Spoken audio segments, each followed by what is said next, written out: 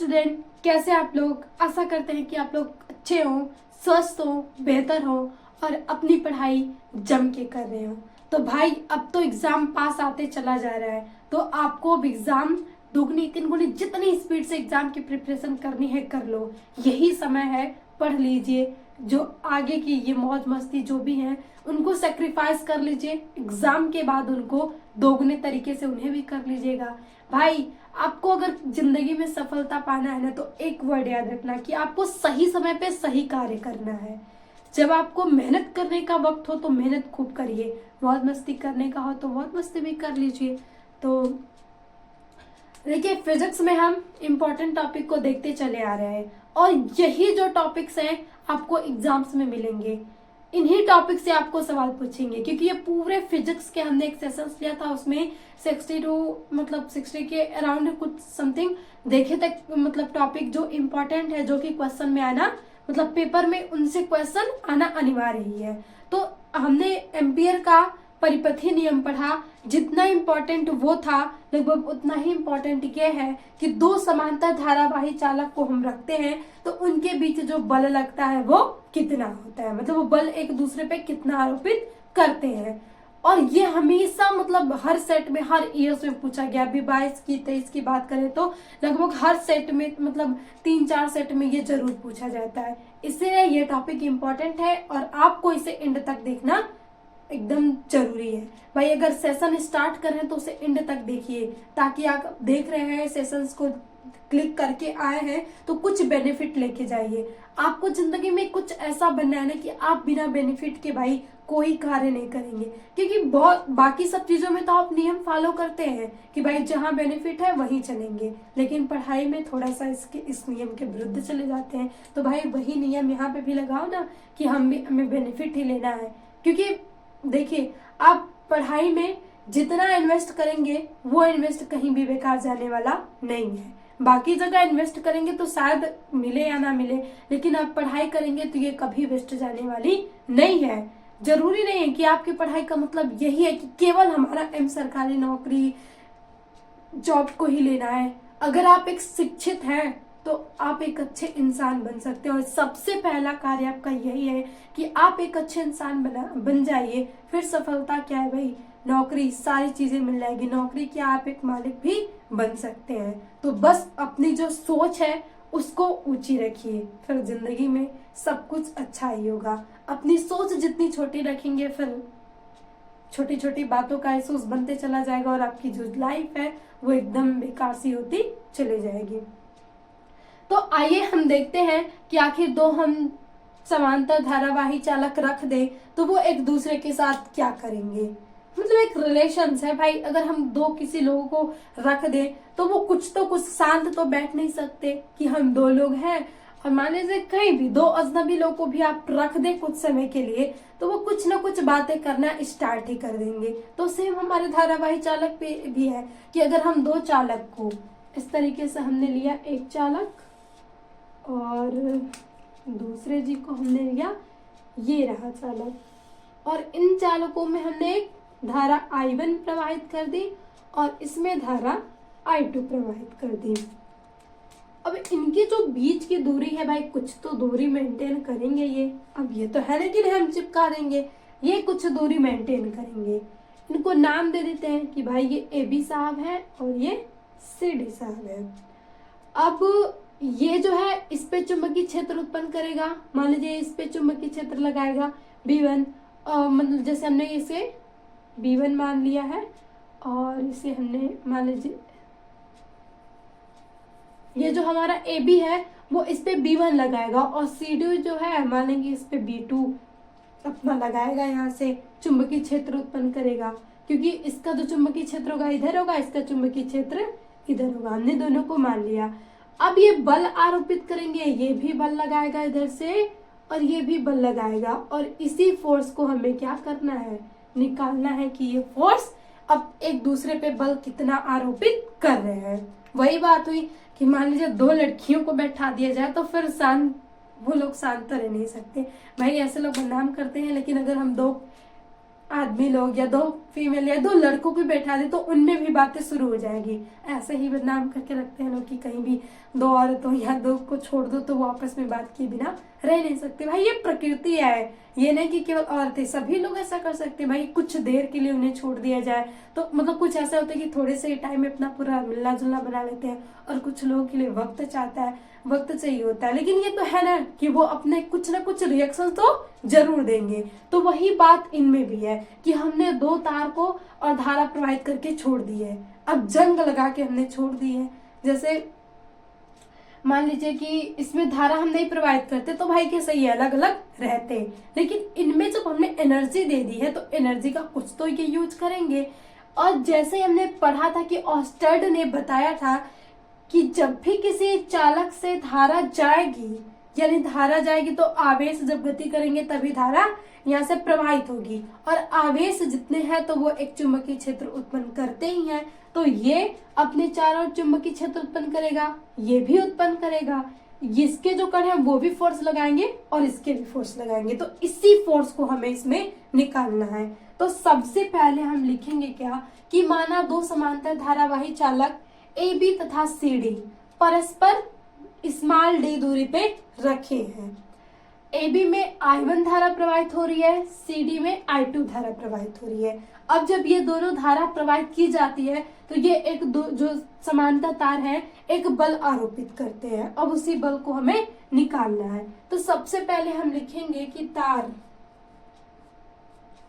A B में प्रवाहित I1 धारा के कारण सीडी तार पर चुंबकीय क्षेत्र, सबसे पहले हम इसे निकालेंगे कि हमने इस जो ए बी तार लिया इसमें I1 धारा प्रवाहित हो रही है, तो ये हमने जो सी डी तार माना है इस तार पे चुंबकीय क्षेत्र कितना होगा। तो भाई ये अगर ये 1 है ये 2 है तो यहाँ से ये B अपना B1 लगा रहे कि यहाँ पे जो चुंबकीय क्षेत्र B1 है और इसके कारण B2 है, तो हम कोई एक ही का ले रहे हैं।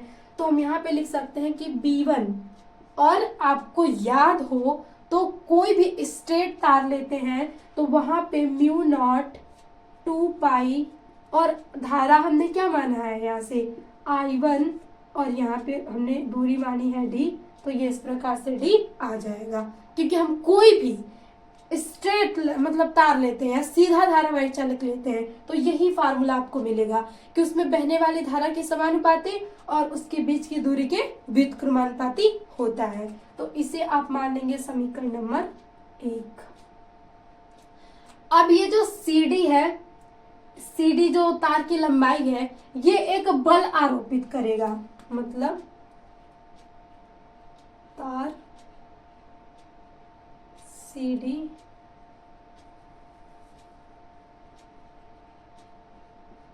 की L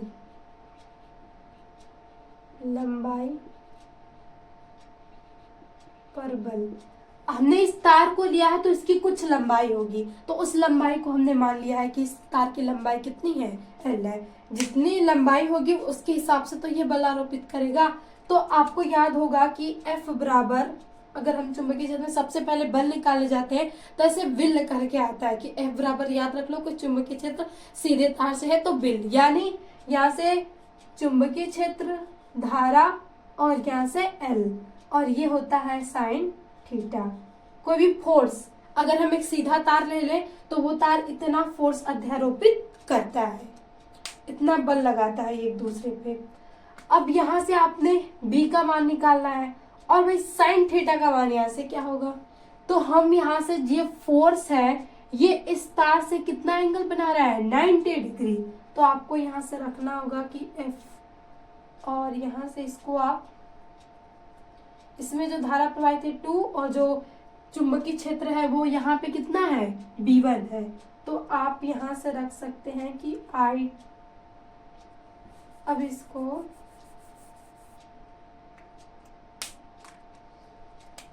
या तो एक पॉइंट कर ही लीजिए, मान हम बाद में रखते हैं कि B1 I2L और यहाँ से साइन 90। तो आपको मिलेगा यहाँ से F बराबर B1 I2 और मिलेगा L, बिकॉज साइन 90 अंश बराबर कितना होता है A, तो एक का मल्टीप्लाई होगा तो कोई फर्क नहीं पड़ेगा, क्योंकि ये मल्टीप्लाई होगा तो इतना ही हो जाएगा, एक से मल्टीप्लाई करेंगे तो। अब आपको यहाँ से रखना है कि समीकरण, हमने B का मान निकाला किस लिए है, B1 का समीकरण 1 से B1 का मान रखने पर।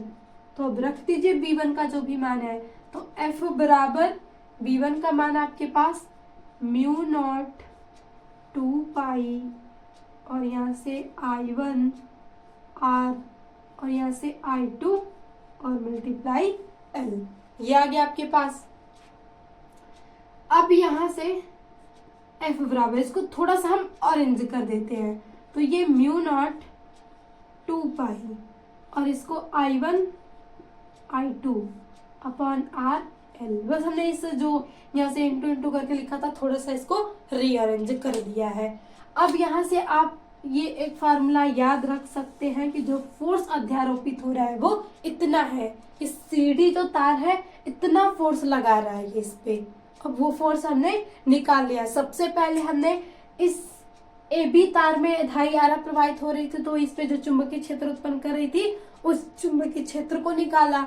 अब हमें पता मतलब चुंबकीय मैग्नेटिक फील्ड वाला चैप्टर जब हम पढ़ते हैं मैग्नेटिज्म वाला, तो वहां से जो फोर्स होता है वो मतलब BI sin थीटा, यानी जो तार की लंबाई होगी उसके भी समानुपाती होगा, वहां पे जो चुंबकीय क्षेत्र होगा उसके भी समानुपाती होगा, और वहां से जो धारा प्रवाहित हो रही है उसके भी समानुपाती होगा। और ये जो तार है ये लंबवत है, तो साइन 90 अंश मतलब थीटा का मान 90 डिग्री आता है। ये भाई ये सब बताइए ना कि जो फोर्स है ये फोर्स कितना हो सकता है, जितना यहाँ से अधिक धारा रहेगी उतना अधिक फोर्स होगा, और जितना अधिक इसकी लंबाई रहेगी उतना ही अधिक इसका फोर्स होगा, कि मतलब जितना ज्यादा मतलब क्षेत्र होगा, जितना ज्यादा एरिया होगा उतना ही अधिक फोर्स लगाएगा, एरिया कम फोर्स कम, यही होता है ना यहाँ पे।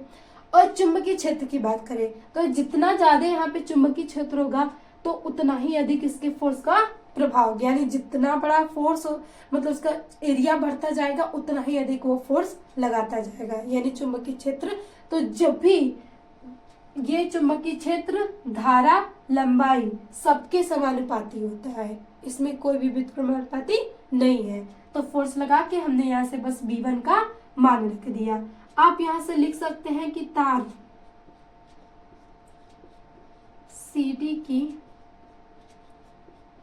प्रति मीटर लंबाई पर बल। जब इस तरीके से आपको लिखा जाए ना तो आप यहाँ से लिख सकते हैं कि प्रति लंबाई पे लिख दिया जाए, तो इस L को आप इधर लेते चले आएंगे, FL म्यू नॉट 2 पाई I1 I2 R, तब आपको ये फार्मूला मिल जाएगा। बस अपने L को वैसे भी इस समीकरण से पक्षांतर करेंगे तो L जो इधर आएगा तो वो इधर गुणे में है तो इधर आके भागे में हो जाएगा। एक चीज और आप कर सकते हैं यहाँ से कि माना I1 बराबर हो I2 के और ये बराबर हम मान लिए कि I के है, तब ये जो फार्मूला होगा FL म्यू नॉट 2 पाई। अब जो I मतलब I1 I2 बराबर है I के, यानी I1 भी बराबर है I के और I2 भी बराबर I के, तो जब हम यहाँ से रखेंगे तो ये हो जाएगा I का स्क्वायर और अपॉन R। तो ये फार्मूला भी मतलब जब दोनों तार में समान धारा प्रवाहित हो रही हो, समान धारा प्रवाहित, यानी इसमें जितनी धारा प्रवाहित हो उतना धारा इसमें भी प्रवाहित हो, तो ये कहाँ से हो जाएगा, इसका स्क्वायर हो जाएगा। तो ये था समांतर तार हम रख दें तो उसमें फोर्स कितना लगता है। तो आपने देखिए कितने बस आसान तरीके से एक चीज याद रखिए, बेसिक क्लियर रखिए। जब भी आपको सीधा तार दे दे और बात आ जाए चुंबकीय क्षेत्र निकालने का, तब आपको बस एक फार्मूला जरूर याद रखना है। उस फार्मूले का यूज आपको उसमें जरूर करना होगा कि हम वहां पे जब चुंबकीय क्षेत्र निकालेंगे बी बराबर तो म्यू नॉट अपॉन 2 पाई और इंटू आई अपॉन आर। यहाँ से ये फार्मूला याद हो गया। आर हो या डी हो, आप जो भी यहाँ से दूरी मानिए, वो दूरी आप पे डिपेंड करती है, आई एक्स डी जो भी मान ले, मतलब आर डी एक्स जो भी मान ले दूरी। लेकिन भाई धारा तो को हम आई मानते हैं ना, आई कि इसमें आई धारा ही प्रवाहित हो रही है, उसको लिया। अब सीडी दूसरा जो तार है, भाई सीडी की कितना फोर्स लगा रहा है, उस फोर्स को हमने काउंट कर लिया कि ये फोर्स किस पे निर्भर कर रहा है। इसने जितना इस पे क्षेत्र लगाया है उस पे भी निर्भर कर रहा है, जो धारा प्रवाहित कर रही है जो उसके भी समानुपाती निर्भर कर रहा है, और इस तार की जितनी लंबाई है उस पे भी निर्भर करता है। तो तीनों की निर्भरता से हमने ये एक समीकरण निकाल लिया।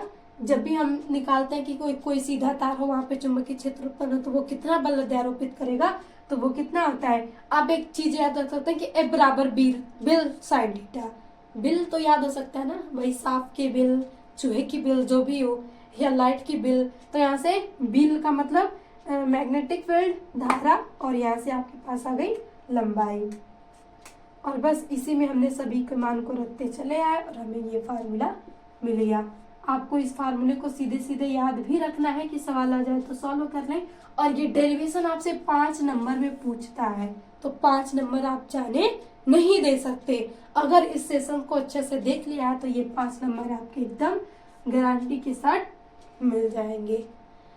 तो अगर आपको ये सेशन अच्छा लगा हो तो प्लीज अपने दोस्तों को शेयर करिएगा, और चैनल पे नए हैं तो सब्सक्राइब कर लीजिएगा, और एक प्यारा सा कमेंट्स जरूर छोड़िएगा, क्योंकि आपके कमेंट्स बहुत मोटिवेट करते हैं। तो बस, और आपका कुछ डाउट हो तो उसके लिए भी आप कमेंट्स में लिख सकते हैं, और आपके डाउट्स जरूर क्लियर किए जाएंगे। तो इसी के साथ मिलते हैं नेक्स्ट सेशन में। तो थैंक यू, और हमेशा अच्छा सोचिए, अच्छा होगा।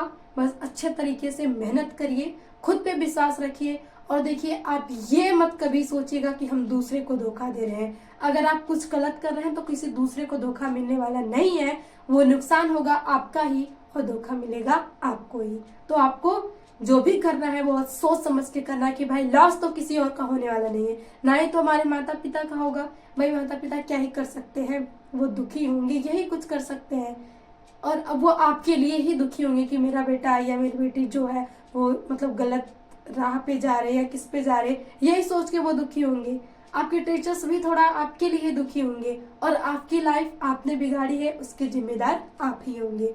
तो बस इस वर्ड को सोचिए, और ताकि आप अपनी लाइफ को अच्छे पथ पे चला सकें और गलत राह पे न जाएं। बस अच्छे राह पे चलिए ताकि आपकी जो आगे की जिंदगी हो वो अच्छे से चले, और आपसे सभी प्रसन्न हो, और खुद आप भी आपसे प्रसन्न हो। तो थैंक यू अगेन, मिलते हैं नेक्स्ट सेशन में।